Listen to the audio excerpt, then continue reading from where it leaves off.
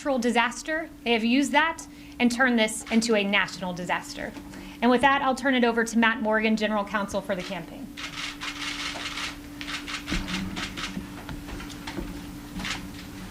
Thank you, Kaylee. As Kaylee stated, the election is not over. Tabulation and canvassing continues across the United States. And today in the United States District Court for the Middle District of Pennsylvania, the Donald J. Trump for president and 2 representative voters filed suit against the Secretary of State in select counties, alleging 2 things. Number 1, a violation of equal access based on a lack of meaningful observation and transparency, particularly in Democrat-controlled counties. And secondly, a violation of equal protection based on disparate treatment between Republican voters and Democrat voters. But what does this mean in layman's terms? What does this mean for all of you?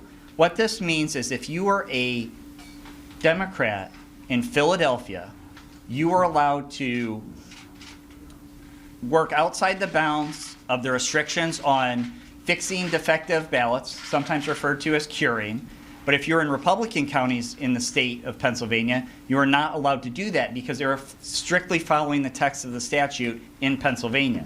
Secondly, if you are a Republican in the city of Philadelphia, for example, you are not allowed meaningful access to the observation of the vote tabulation process. If you're a Democrat in a Republican-leaning county in the state of Pennsylvania, you were allowed that access to meaningfully view the ballots as they're being counted. There are, in Philadelphia and Allegheny counties, there were over 682,000 ballots that were tabulated outside the view of our observers who are entitled by law to review those ballots. And we believe that a meaningful review of those ballots could discern that there were ballots that were illegally counted.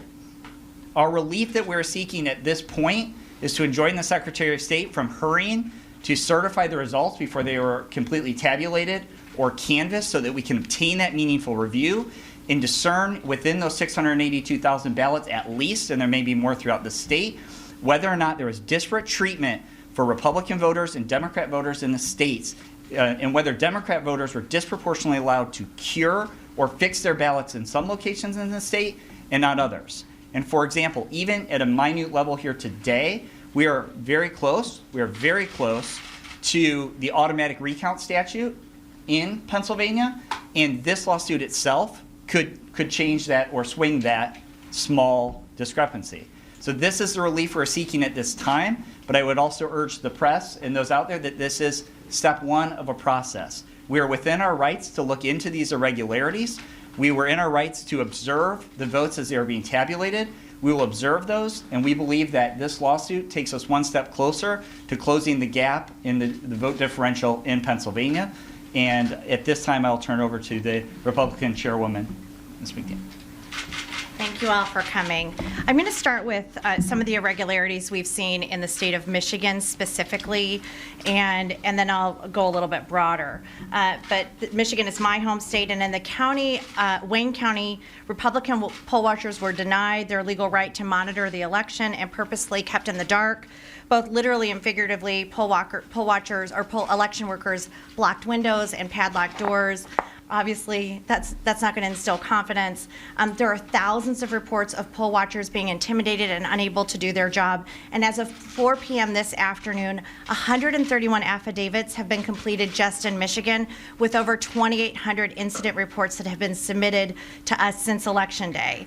2 new lawsuits were filed today by people who were working in Detroit, and a whistleblower who has gotten their information. We have gotten their information to the Eastern District Court of Michigan.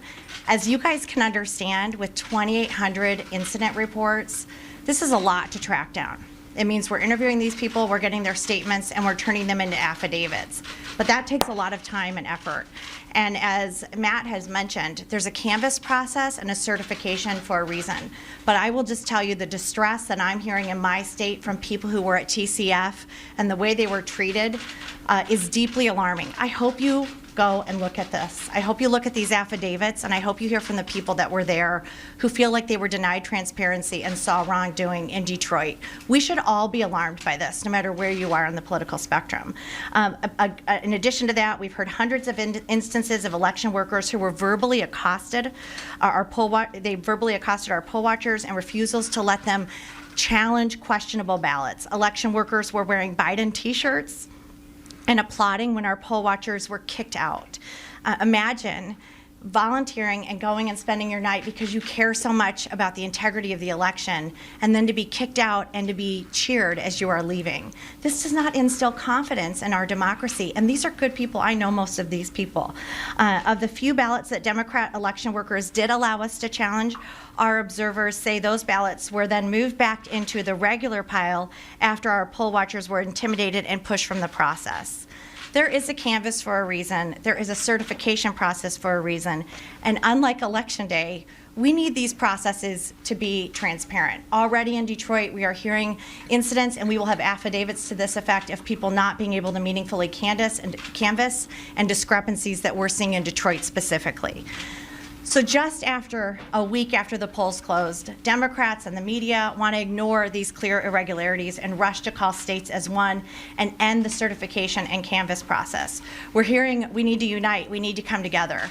Well, for the thousands of people who spent time and hours going out to be part of this process, who feel disenfranchised, who don't feel like there was transparency, we can't do that unless we search out all these irregularities. Even one instance of voter fraud should be too many for all of us.